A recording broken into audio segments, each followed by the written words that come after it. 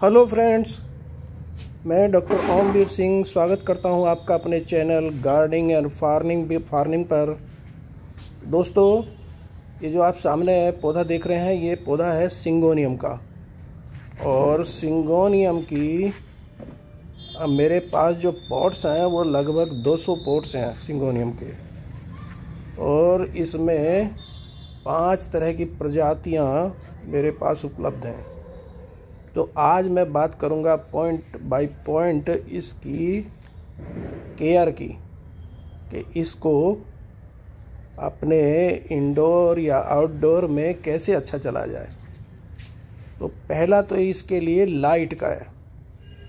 Syngonium को bright indirect light बहुत पसंद है, लेकिन ये लो लाइट को भी टॉलरेट कर लेता है। जहाँ तक इसके पानी की बात है, पानी इसको जब दें तो वो मिट्टी को चेक कर लें कि वो सूख जाए। 2 पानी के बीच में मिट्टी बिल्कुल सूख जाए, कम से कम 75% मिट्टी इसकी सूख जाए, तब इसको पानी दें और थॉरोली दें।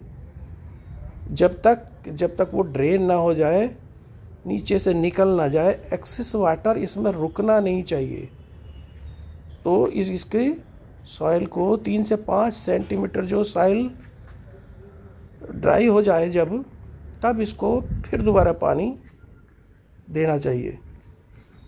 सर्दियों में इसको बहुत ज़्यादा पानी नहीं चाहिए होता है।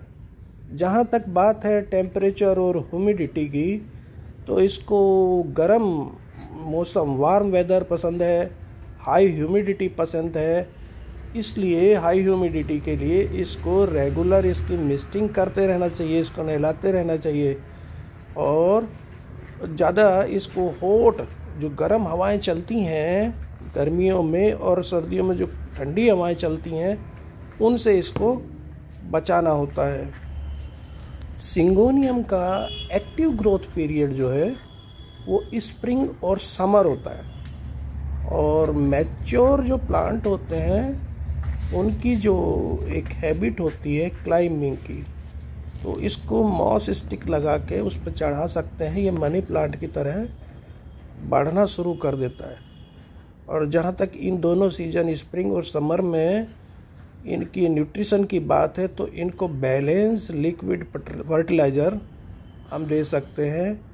इसमें हम वर्मी कंपोस्ट भी डाल सकते हैं या ऑर्गेनिक लिक्विड फर्टिलाइज़र भी इसमें बीच बीच में देते रहना चाहिए। तो ये अच्छा ग्रोथ करता है।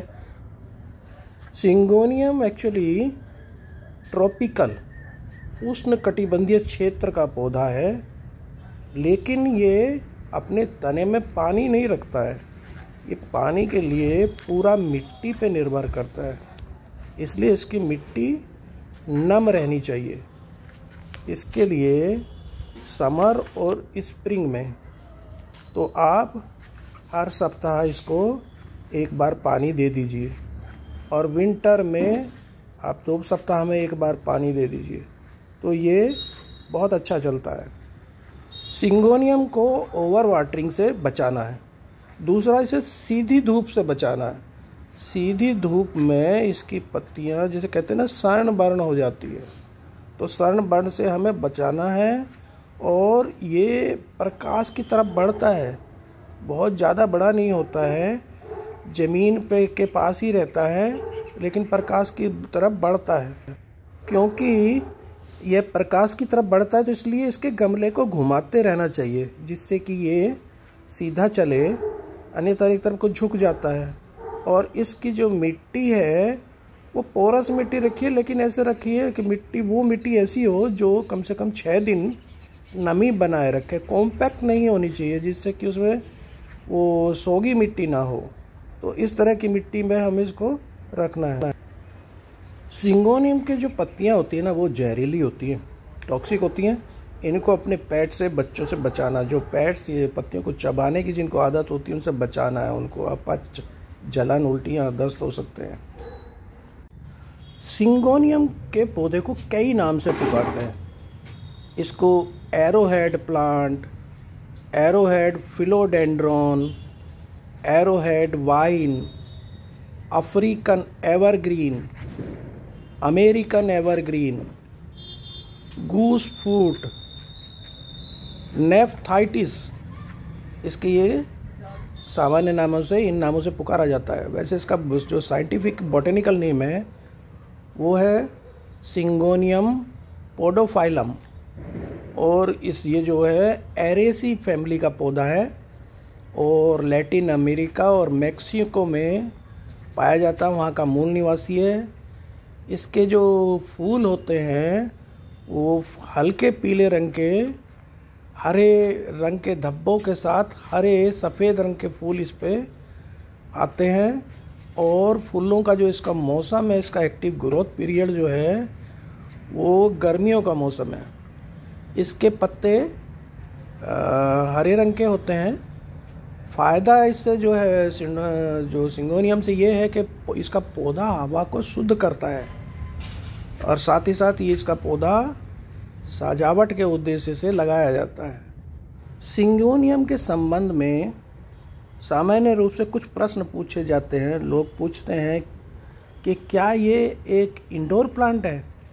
जी हाँ, ये इंडोर प्लांट है, मगर इंडोर में अगर इसको रखते हैं तो इसमें फूल नहीं खिलते हैं। दूसरा, क्या यह पौधा जहरीला है? जी हाँ, ये पौधा पेट्स और बच्चों के लिए जहरीला है। इस पौधे के रस में ऑक्जेलिक एसिड होता है। कैल्शियम ऑक्जेलेट क्रिस्टल की उपस्थिति में आँखों को नुकसान पहुंचा सकता है। इसके अलावा अगर सेवन किया जाए तो ये गैस्ट्रिक जलन, लार, झुनझुनी या होंठ, मुंह, जीभ, गले में जलन, सूजन पैदा कर सकता है। क्या एरोहेड या सिंगोनियम के पौधे को सूरज की ज़रूरत होती है? एरोहेड पौधे को मध्यम से तेज़ धूप की आवश्यकता होती है। इसमें कभी कभी आप ये बात आती है कि इसकी पत्तियां पीली पड़ जाती हैं। पत्ती पीली पड़ने का मतलब है कि ये तेज़ धूप में रखा हुआ है।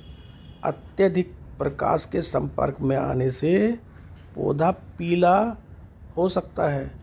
यदि पत्तियां भूरी या मुरझाई हुई दिखती हैं तो पानी कम है, पानी की नमी की कमी है। तो इसमें बस इन चीज़ों का ध्यान रखिए। तो ये बिगनर्स के लिए बहुत ही अच्छा पौधा है। और जहाँ तक इसके प्रसारण की बात है तो ये पौधा स्प्रिंग समर में इसकी कटिंग लगा दीजिए। कटिंग हमें जो ऐसी लेनी चाहिए जिसमें 2-3 गांठें हों।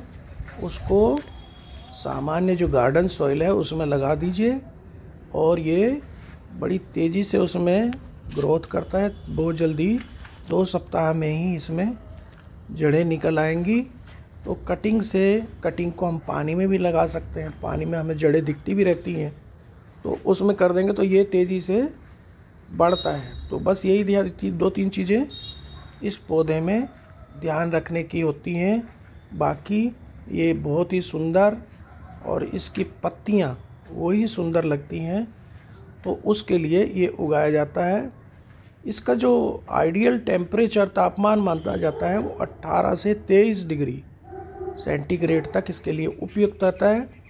अगर ऐसा हम टेम्परेचर देते हैं, और अगर इसको हम मध्यम से तेज़ धूप की ज़रूरत होती है इसको, क्योंकि वार्म नेचर का पौधा है, ह्यूमिडिटी के लिए हमें इसकी मिस्टिंग करते रहें, या इसके गमले के लिए पानी भर के कोई सॉसर रख दें, तो ये बहुत ही अच्छा पौधा चलता है। फेंग शुई और वास्तु के अनुसार यह पौधा घर में सकारात्मक ऊर्जा लाता है, वातावरण को शुद्ध करता है, और नकारात्मक ऊर्जा को घर से बाहर करता है। अतः इसको इंडोर में, आउटडोर में, बालकनी में आराम से लगा सकते हैं।